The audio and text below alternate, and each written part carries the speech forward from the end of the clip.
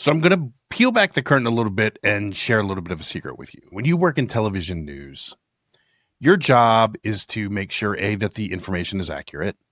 And also part of that job means having someone to join the segment that you're producing to talk about with the on-air talent, with the anchor, to talk about the case, the story, whatever it is. And oftentimes your job is to find someone who may not necessarily be connected to the story, the case as it is, but is intelligent and has the knowledge and the background that they can lend some value to the conversation. And so part of my job for a long time when I worked in television was to do that. And there's also always sort of a gamble when you are getting people who you don't know that well up to speed on stories, up to speed on cases, and having them bring some value to the conversation. So there's always some sort of a little bit of concern is this person going to work out? Is there going to be, some dead air? Is the conversation going to be good, organic, and natural? And there's some that are better than others. It's an acquired skill. But I'm going to tell you that the guest we talked to today on Off Script is one of the guys that I worked with many a times at my time in television news.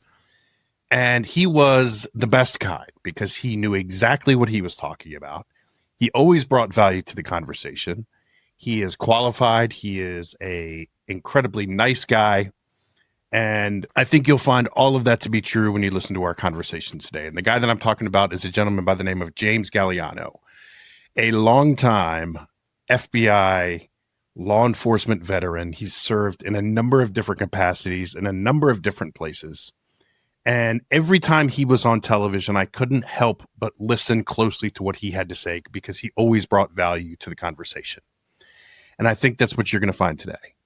And above all else, James Galliano, Jimmy as he is called to his friends, is an incredibly nice guy. He's the kind of guy you want to hang out with. And when our paths crossed in TV, we oftentimes didn't get a lot of chances to just kind of chew the fat and hang out. So that's why I called him for this week's episode of Deviant Off Script, because I said, Jimmy, I want you to hang out. I want to talk about your job. I want to talk about your life. And so he is no longer in the FBI, but he still does a lot of consulting work. He is the 2-term mayor of Cornwall-on-Hudson, New York. And he pops up on TV now and then talking about all kinds of things in the legal criminal justice world. He's working on a doctorate, so he is incredibly smart. I hope that you enjoy this conversation as much as I did having it. And I would encourage you to give James Galliano's work a look.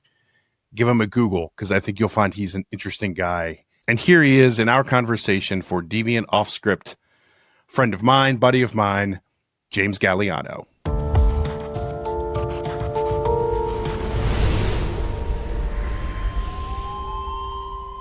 James, also known as Jimmy Galliano, thanks for being with us today, man. I really appreciate your time.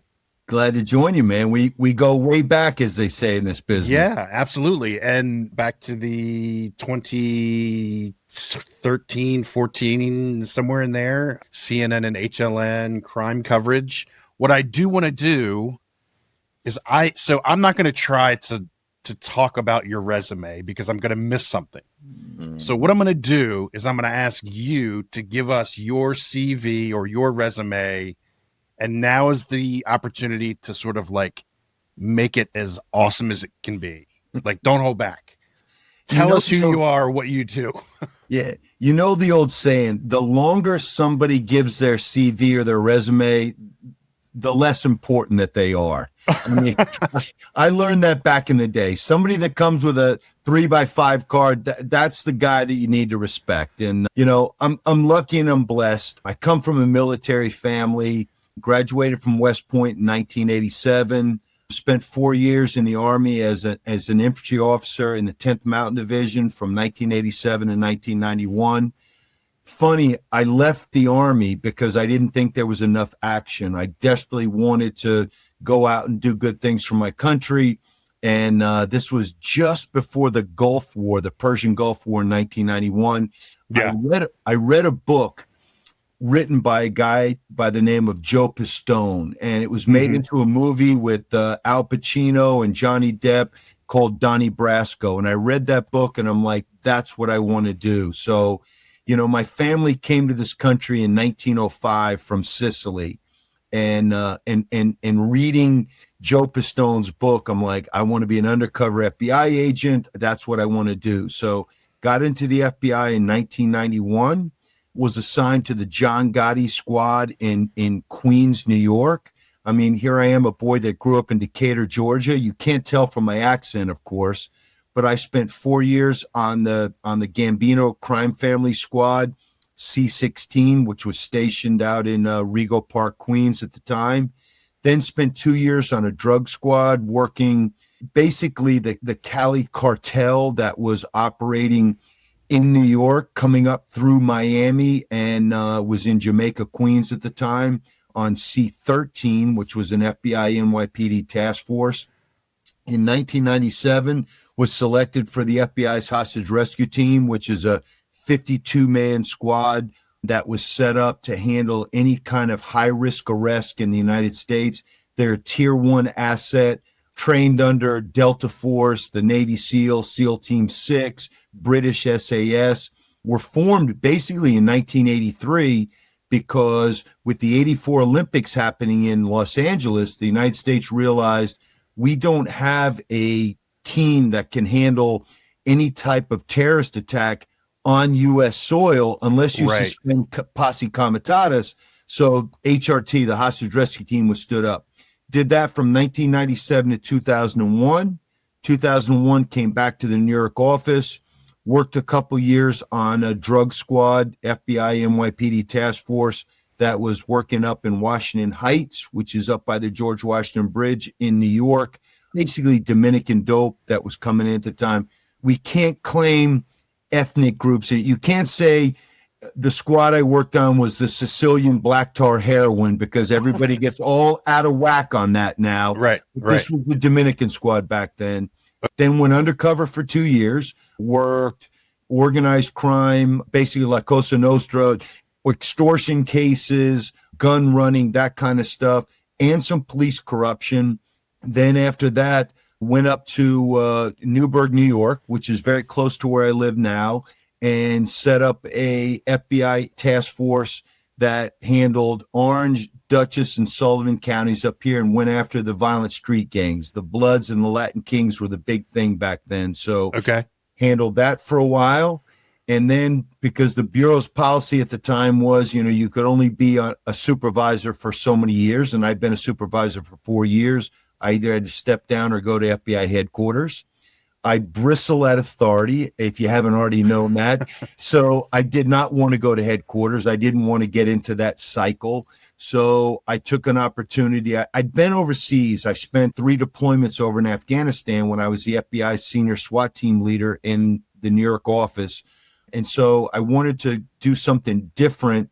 And the opportunity was to learn Spanish and to go to Mexico City. So I jumped on it. So I joined, I had to go through the Foreign Service Institute with the State Department, did that 6 months, learned to speak Spanish, passable Spanish, and then got sent to Mexico City for 2 years. I was a deputy legal attaché. Once I got there, the legal attaché, which is like a senior level position in the Bureau, it's an SES or senior executive service position.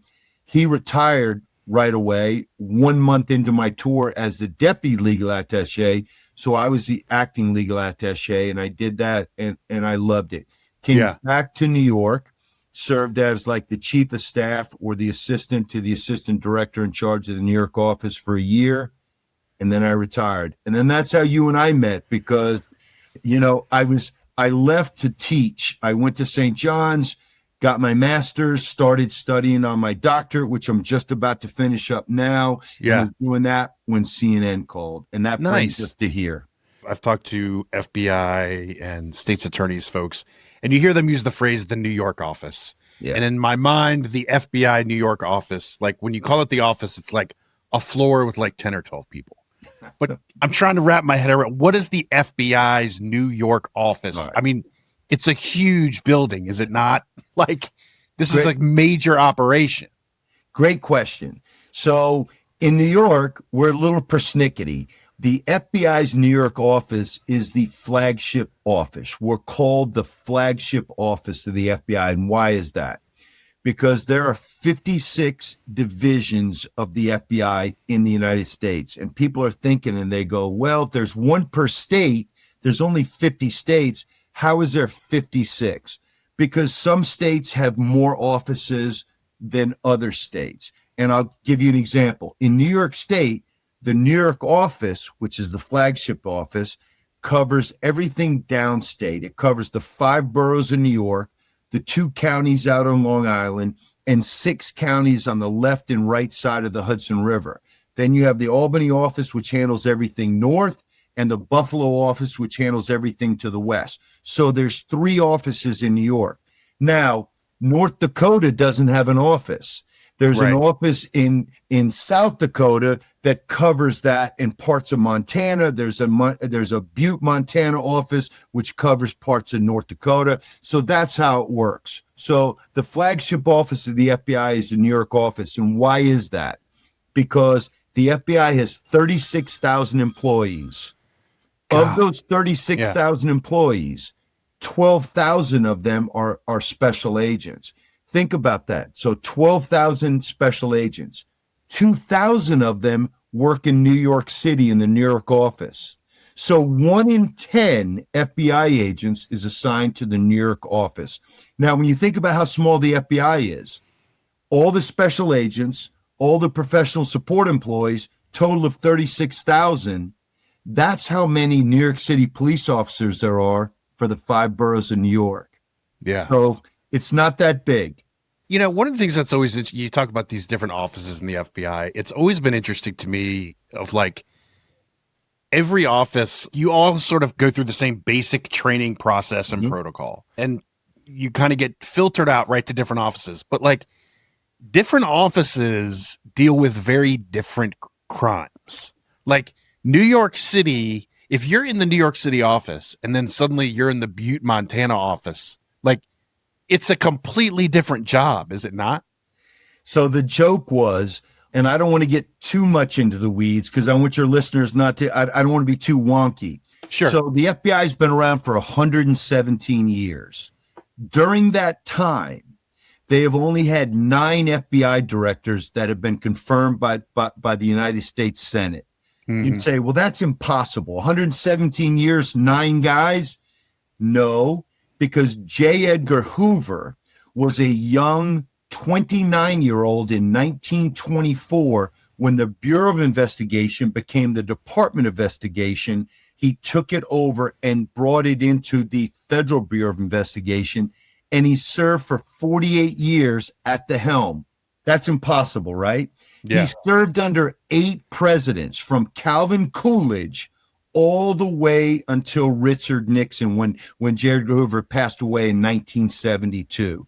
Yeah. So there's only been 9 FBI directors, and that includes Kash Patel, the current director, in the entire history of the Bureau. So it's a small fraternity. The Bureau's done some great things across that 117 years, really some fascinating things.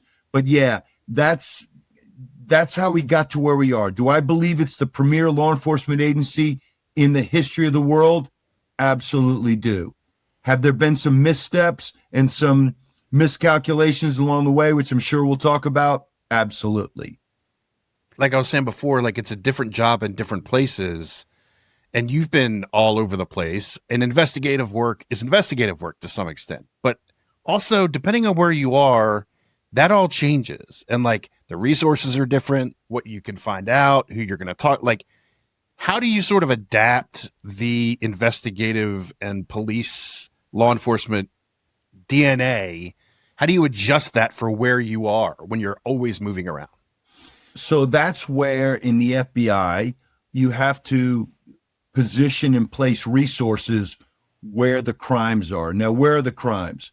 Well, there's thousands of federal violations, everything from violations of the Migratory Bird Act all the way to bank robberies, to child pornography, to white collar crime, to violent street gangs, to counterterrorism, counterintelligence.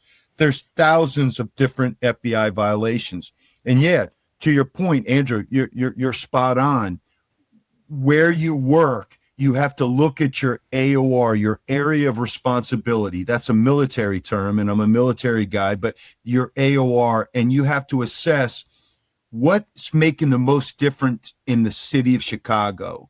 Is it Al Qaeda, or is it the gangs on the south side? And that's where resources have to be moved. So the FBI has to do what local police departments do and decide where our precious resources are moved around. And that was one of the tough things in New York, because in New York, you get everything. You've got a city which, obviously every terrorist on the face of the planet would love to do something. Look at 9/11, obviously, and the failed, 93 attack on the World Trade Center. And there's been a number of attacks on New York City. And why is that? Because it gets attention. It's a great city. It's the best city in the entire world. And so you're going to get that kind of attention. You've got Wall Street, the financial district. You've got all these things that make it an attractive target. But then you've also got day-to-day violence. You've got, gangs on, up in Washington Heights or in Bed-Stuy, Brooklyn, or in Brownsville or in Jamaica, Queens. You've got those things. And then you've got white-collar crime. You've got people that are trying to manipulate the system. And so all those things, you've got to prioritize them and figure out what is the most important thing. New York City, vastly different than Myrtle Beach, South Carolina, or Decatur, Georgia. So the FBI agents in charge of those particular realms have to make that determination and share that with FBI headquarters so resources can be properly dispersed.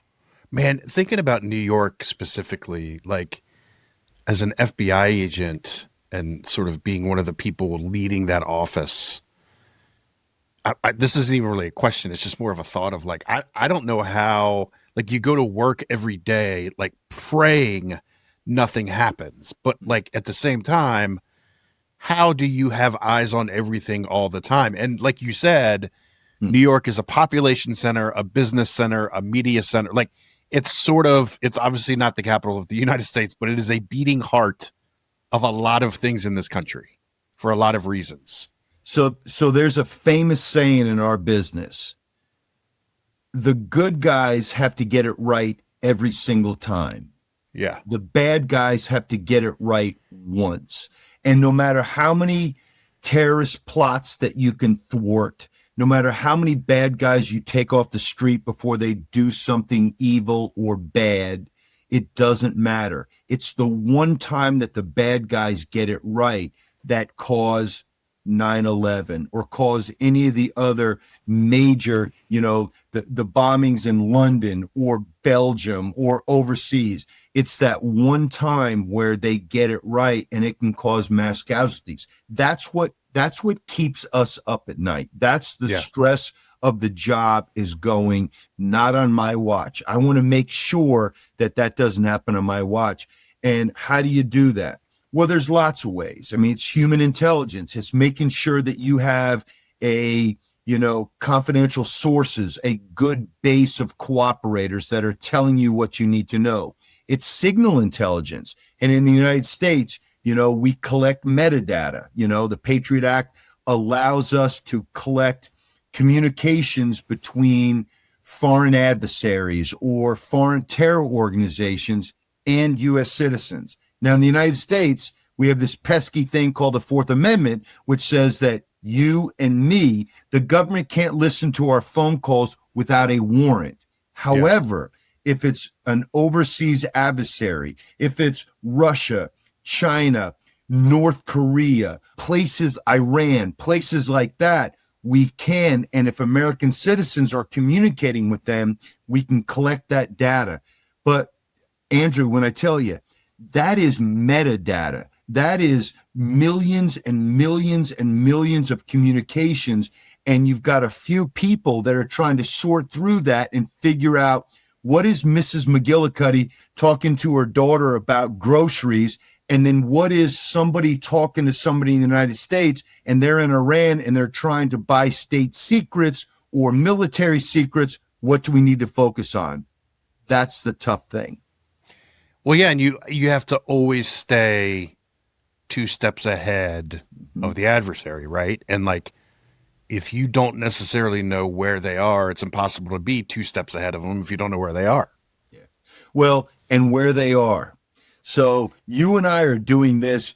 You're in Atlanta. I'm Yeah. up here in New York, and we're doing this. And that's the problem. Globalization is a good thing, but globalization also brings everybody here. So somebody in the basement in Moscow of their parents' house can be a bot and can try to, disenfranchise voters in our elections by sowing chaos and dissent by posting in a basement in a bot farm. That's something we never had to deal with in the 1950s, 60s, 70s, 80s, 90s. We have to deal with now. And so it's the same thing with terrorism. We always thought to ourselves, right? We have the Atlantic on one side, the Pacific Ocean on the other side. We have a friend to the north of us in Canada, a friend to the south of us in Mexico. Hey, we're okay. World War I, World War II, we're okay because we're kind of separate. Globalization has changed that. And because a lot of these terrorist, bad state actors like Iran and North Korea and China and Russia, they're sending people here through our borders to try to set up agents that can be provocateurs, that can try to cause dissension here or, God forbid, a terrorist attack here in the United States. I mean, listening to you talk about the work that you've done in your career, it's a lot of, it's solely to stop bad people, right? And stop them from doing bad things, whether it's terrorists or criminals or murderers or whatever. Was there a time or is there an instance in your job when you look back at your career and you're like, man, that was really fun. I like that. I really enjoyed that work. And I mean, it can be hard work and serious work that you enjoy or that it's fun, but like, talk to me a little bit about some of the joy you got out of doing that job and being in that career for so long. Yeah. I think for all of us, when you're younger, I remember my parents or my grandparents, talking about, politics or talking about the state of the country. And, you're younger, you don't pay attention to it. You don't think it's that big a deal. And I say this all the time to people that complain about the fact that we have become so bifurcated and so divided that I spent 25 years in the FBI. Some of my closest friends in the FBI to this day, while I served with them, I had no idea what their political affiliations were. I'm a Reagan conservative. Some of my closest friends were Bill Clinton voters. I never knew it. Did it come up and somebody say, who did you vote for? Maybe, but it wasn't like it is today, where every decision that is made in the government is viewed through the prism of politics. And like I said, I have good friends. I'm a conservative kind of guy. I think you know that even from my time at CNN and HLN. But by the same token, some of my closest friends in the FBI didn't see the world exactly the same way that I did, but it never collided at work. So when I was in the Army, when I was in the FBI, 33 years of government service, and people say to me, you knew. No, I didn't, because that was never, ever the focus. So when you say to me, where was the joy? The joy was in the early parts of my career and some later parts where there wasn't so much every decision that law enforcement made. And part of this is the Black Lives Matter movement, what happened in 2020 with the killing of George Floyd, the complete overreaction of the social justice, movement, which that's the way it is in the United States, right? Something happens. Instead of course correcting like this, we course correct off the charts. And it goes both ways. It goes right and left. So when I was in, we didn't have that. Generally speaking, I got to New York City in 1991. In 1990, that was the period where New York City suffered the greatest homicide numbers in its history. City of 8.4 million people, been around since the dawn of time. But in 1990, 2,262 people were murdered in New York City. The vast majority of them victims and perpetrators, 95% people of color. It was an awful situation. So, we had a big sea change in the early 90s. You had Bill Bratton come in. Rudy Giuliani was elected mayor. And Right. Rudy Giuliani now is not the Rudy Giuliani back then. Sure. But at that time, we made some changes. Broken windows policing, CompStat, stop, question, and frisk. These were all things, tried and true policing methodologies that took New York City from one of the worst places in the world to the safest large city in the United States in 2010 and 2011 and beyond. And why was that? Because we had aggressive, proactive policing. But again, everything, Andrew, has to swing widely in one direction or the other. George Floyd happens, we go in this crazy direction, defund the police, reimagine public safety. And what are we doing? And again, COVID had a part to play in that as well, but we turned New York City into a place that nobody wants to go to. People urinate on the sidewalks. You can smoke weed on every street corner down there, and crime has crept up. Now, it seems to be ticking back down, which is a good thing, but I lament the way the pendulum swings now. And maybe it's because I was younger and I just didn't pay attention as much. I just wanted to go get the bad guys.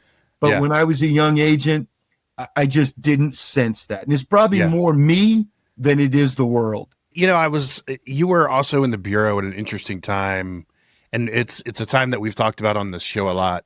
And one that's very interesting to me, partially because it's from my youth, my adolescence, but the 90s, the 92 to 99 era. And the reason that's interesting to me is because of things like Ruby Ridge, like Waco, like Oklahoma City. There was a wave of sort of domestic extremism during those years that's really mind-boggling. And you were in the FBI at the time. Did you dabble in those?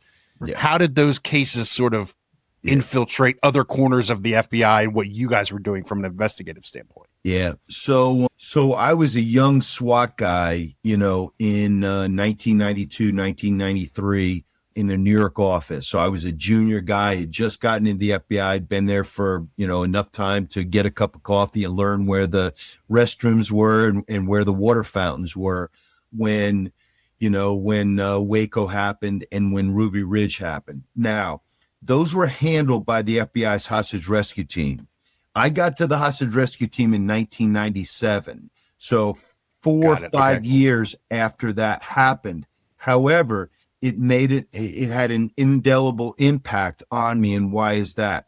Well, the FBI in both those instances, and I have great respect for the United States Marshal Service. Trust me, I do. Marshal Bill Deegan was killed at Ruby Ridge, was shot and killed, and that's what caused the FBI's HRT to be called in to go there. And the same thing in Waco. 4 marshals were killed trying to execute a warrant on David Koresh at Waco, and the FBI was called in, hostage rescue team, to handle that. And I don't want to say clean up that mess, because law enforcement is all one team. And people can argue that it was overreach. And I disagree. I mean, we're a nation of laws, and laws have to be enforced. And if you don't like the laws that say you can't possess a sawed-off shotgun, as Randy Weaver did, and sell it to somebody, then change the laws. And if you don't like the laws that at Waco, you can't buy 50 caliber machine guns, and you can't buy grenades, and you can't buy weapons that are weapons of war. And I'm a huge proponent of the Second Amendment. Trust me, I am. But if you don't like those laws, change the laws. And the FBI was called in to handle those things. Brothers of mine that had to go through that whole situation and everything. Was it overreach? And I don't think it was. I think what our job was at that time was to handle things and to bring it to a logical conclusion. We didn't cause the fires at Waco. We didn't kill those children. We didn't tell those people there to die in those fires. That's what they chose to do. And Randy Weaver, I grieve that Vicky Weaver died in that. I truly, truly do. But I know all the backstory on that and what happened. And it was a tough situation. And sometimes people end up dying in situations where they put themselves in and then put law enforcement into an untenable position to have to react to that. Does that make sense? Yeah, absolutely. And I guess what I'm sort of getting to is like, we talk a lot on this show too we talk about The Wire and what a great sort of like portrayal of police work that show is, right? Yeah. And there is an episode where Jimmy McNulty goes to his buddy at the FBI and he says, "Hey, I've got a drug kingpin. I'm working on this case. I need some equipment." And the guy at the bureau says, "Jimmy, if it's not terrorism, I can't get you anything." Mm-hmm. Because his point being, that's the only thing that the bureau is concerned about right now. So I say that to ask you, during the 90s, when this stuff was going on, was domestic terrorism sort of like, was it like a bureau-wide memo of like, this is the thing we need to worry about right now? Now, you have to remember, The Wire, which I believe is one of the greatest television shows that literally is believable in how it is working. And it was done in Baltimore, but West Baltimore, I think, but was completely believable.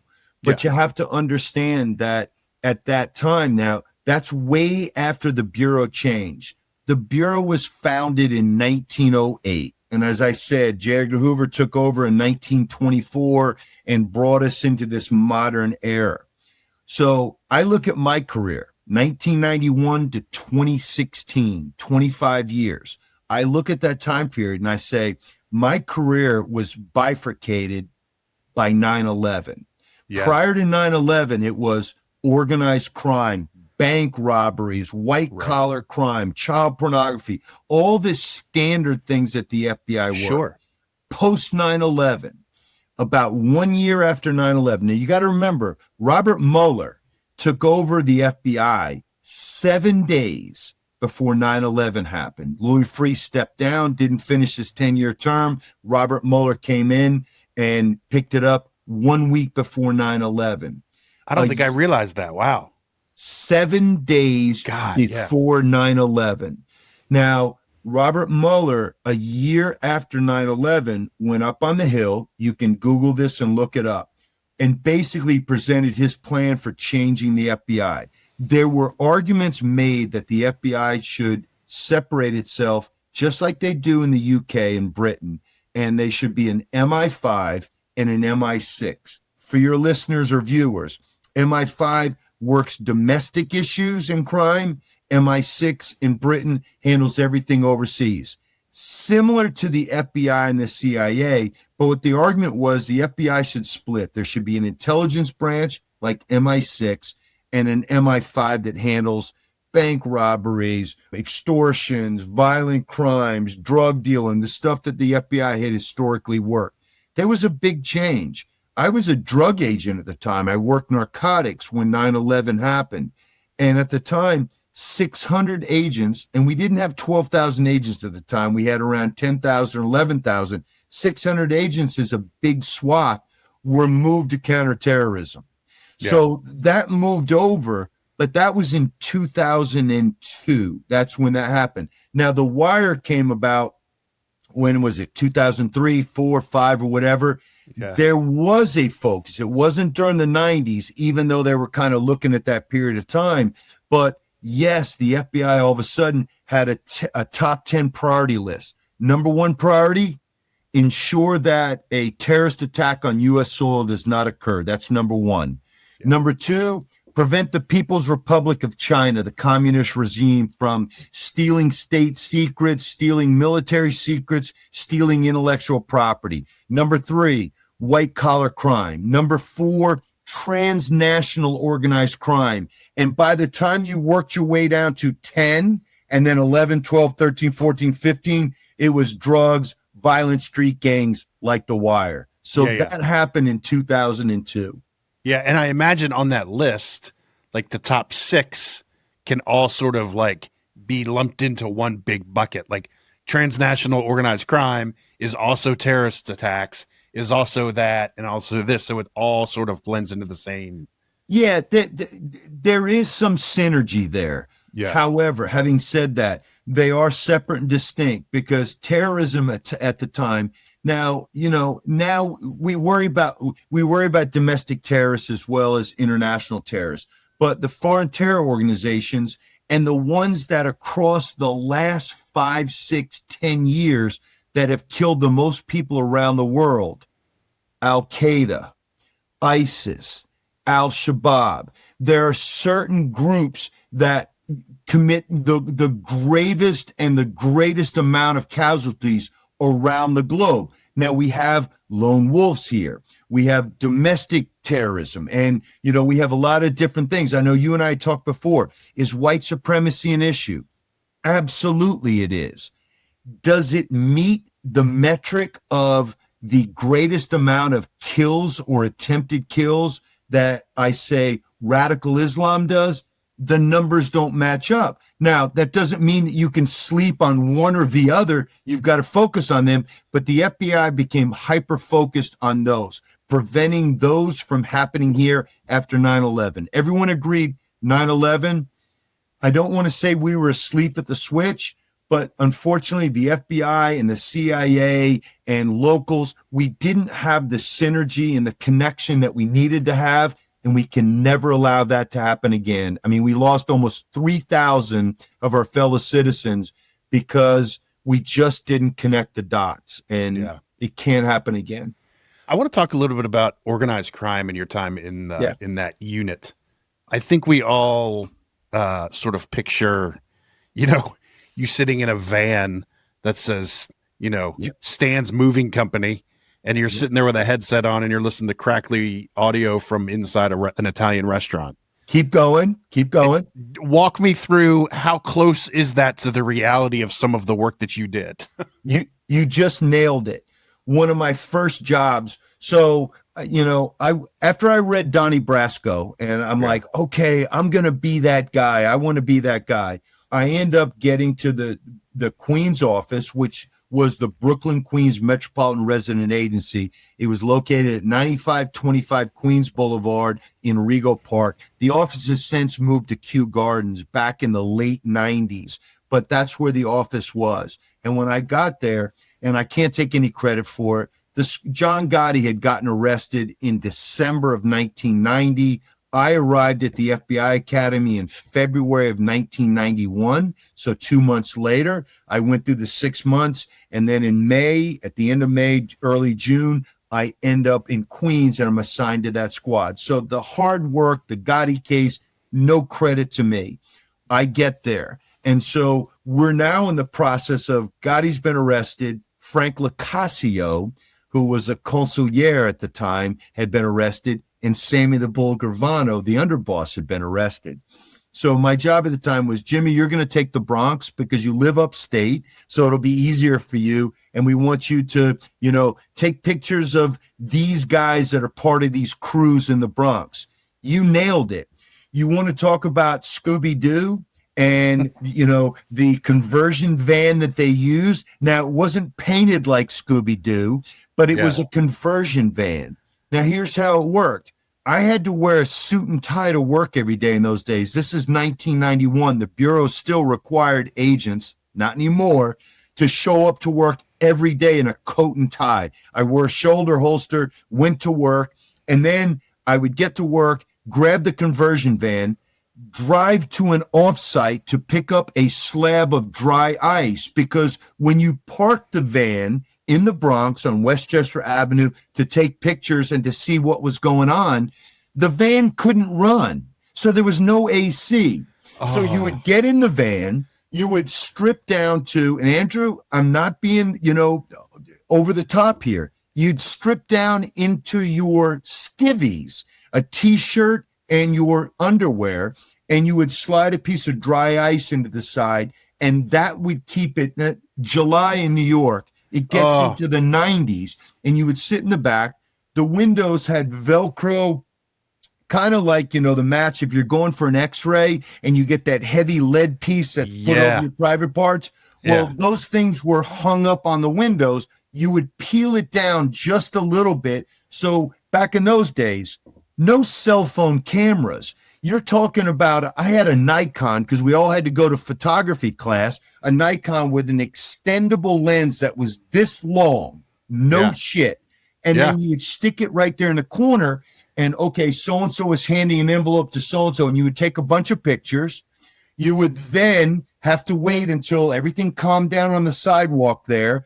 Then you could get back into the front of the van. You could drive away, go back to your office, take out the roll of film. You'd stick it into an envelope. You would send it to the Manhattan office, the big office in New York. They Right. would develop the film. 2 weeks later, you would get the film back, everything in black and white. And then you would say, I got a great shot. I got Johnny Goombats handing something to Jimmy Goombats, and look, there it is right there. So that is real and true. And at that time, that was one of the big priorities, especially in the FBI's New York office. All the 5 families, so the Gambinos, the Genovese, the Lucchese's, the Bonanos, the Colombos, had a full squad of 15 FBI agents focused on them. And I was on the Gambino squad. So I did that. So, like, I've never understood what, like, I always thought sort of the conversion van with the, you know, the headphones and stuff was a little bit tropey, but you're telling me that it was not. My question is, not. Clearly the families knew what to look for when it came for agents. No? Yes. But so, and I can say this now because obviously this is all open source stuff. Yeah. So I would have another agent drive me into position. There would be a curtain behind the 2 front seats in the van. I'm in the back, stripped down to my underwear with the sleeve of dry ice so that I didn't hyperventilate back there. That agent was dressed down in, you know, Hawaiian shirt with shorts, and they would leave for the day. And then I'm stuck in that van taking pictures. And I did that for months and months and months after Gotti had been arrested. We're trying to put people together and trying to clean things up until my boss, J. Bruce Mao, who's the very famous, you know, supervisor of Squad C-16, the guy who brought down Gotti, called us into his office one morning. We're all sitting in there. There's 13 of us. We're all crowded into his office. And he says, the government now has a new member. And we're all sitting there going, what the fuck are you talking about? And he goes, Sammy the Bull Gravano was picked up from the Metropolitan Correctional Center in Lower Manhattan last night and has turned state's evidence. So that changed everything. Now, I'm the youngest guy in the squad. I came into the FBI at 25. So I'm the youngest guy in the squad. No credit to me being, it's not because I was a great agent. Let me make that clear. My boss says everybody leaves. My boss says, Jimmy, stay behind. I'm staying in his office and he says, you're going to be traveling back down to Quantico. And I said, Quantico? I just graduated from there 4 months ago. And he goes, you're going back there. We're going to bring Sammy down there. We're going to put him in the defector suite. Well, what the hell is a defector suite? Well, during the height of the Cold War, anytime a KGB member flipped and they came on our side, we brought them to Quantico, and there was a space at Quantico, super secret space, where we kept them called the defector suite. Yeah. That's where we brought Sammy. So he said, Jimmy, you and another agent, another Italian guy, it just worked out that way. His name was Icavelli. My name was Galliano. Just worked out that way. You're going down there and you're going to babysit Sammy for the next 3 months. And so you want to talk about an organized crime, you know, lesson 101. Here I am 3 or 4 months on the job, and I'm living with Sammy the Bull Gravano. Now, at the time, I thought he was ancient. He was 40 years old. I'm 60 now. He's 40. I'm 20. I just turned 26, and I'm like, holy cow, I'm living in this space with him. And for the next 3 months, the Bureau flew in prosecutors. They flew in, you know, detectives. They flew in agents that needed to interview Sammy while he was going through his proffer to make sure that he was giving up all the homicides, because he had 19 murders under his belt. Every one of them had to be documented because he was going to testify against Gotti and Locascio. And I had a first row seat. Oh, wow. I'm not going to take too much longer of your time. I want to be mindful of that. But I do want to ask you, hearing all this makes me wonder, and again, maybe it's the influence of movies and TV shows. But you said at the top, your family is from Sicily. Your last name is Galliano. You are in the FBI and you were investigating, the organized crime circles in New York. Did any of them ever approach you and be like, hey, Jimmy, you're part of the family. You know that, right? Like, was there ever an attempt to sort of like bring you in just because of the fact that you were a Sicilian? Andrew, you and I have never spoken about this. One of the first arrests that I was put on, this is before Sammy the Bull Gravano had turned state's evidence and come over. But when you're the junior guy on an FBI squad, anytime another squad has an arrest, you get parceled out. Hey, Jimmy, the Lucchese squad's got a takedown tomorrow morning. You're on it. Get with their squad supervisor, be there and help them out. Hey, Jimmy, the Genovese squad has got a takedown. They need 20 bodies. You're our guy. So that happened for my first 2 or 3 years in the Bureau. One of the first arrests that I made. And again, when you're given an arrest packet, you go to the briefing, you get it. Here's the address. This is what the guy is wanted for. Here's the warrant. Here's what he's being indicted on. These are the crimes, blah, blah, blah, blah, blah. Any questions? No. Okay. At 6 o'clock tomorrow morning, you're going to knock on that door and you're going to make the arrest. And I'll never forget my first arrest where I'm sent out and I'm the lead agent on that arrest team. They're like, well, you were an Army Ranger and you were military. You're going to be the arrest team leader here. And I knock on that door and it's a guy, again, in his 50s or 60s, probably younger than me now, but I thought he was old as shit at the time. Yeah. And I knock on the door. The guy comes to the door, end up going in, sir, we're going to have to take you in, blah, blah, blah. You're being charged with, RICO. What's RICO? Racketeering, influence, corrupt organizations. Here are the predicates. You were involved in extortion. You were involved in this. You were involved in that, blah, blah, blah. Here's what I'm going to advise you. Talk to an attorney. You'll have an opportunity to do that, but I have to bring you in. So we're getting him dressed, getting him ready, and he sits down on the couch, and he's cuffed behind his back, and his family's over on one side, and he looks at me and says, Agent, what was your name again? And I said, Galliano. And he goes, Galliano. He says, from where? And I said, well, my family's, and I'm trying to make small talk with him. My family's from Sicily, from a place called Bisaquina, which is just to the east of Palermo. He says, my family's from Palermo. You should be ashamed of yourself. And I remember I got home that night after everything. I'd processed the guy through, took him down to the Southern District in New York, the Eastern District in New York at Cadman Plaza in Brooklyn, processed him. I get home that night at 9 o'clock and I'm talking to my father. I'm on my first arrest and I tell him that whole story and everything. And my father just shook his head and I said, Dad, and this guy looked at me. I said, remember when you were disappointed when I cried when I got banged up in a soccer game when I was 9 years old? This guy looked at me the same way. And my dad goes, You're doing the right thing. Oh, that's funny. Well, look, before we wrap up, let me ask you this. What are you working on your doctorate in? What are you, what's the academic pursuit for So James something that has no relevance to today whatsoever. So I'm looking at the NYPD between 2000 and 2023.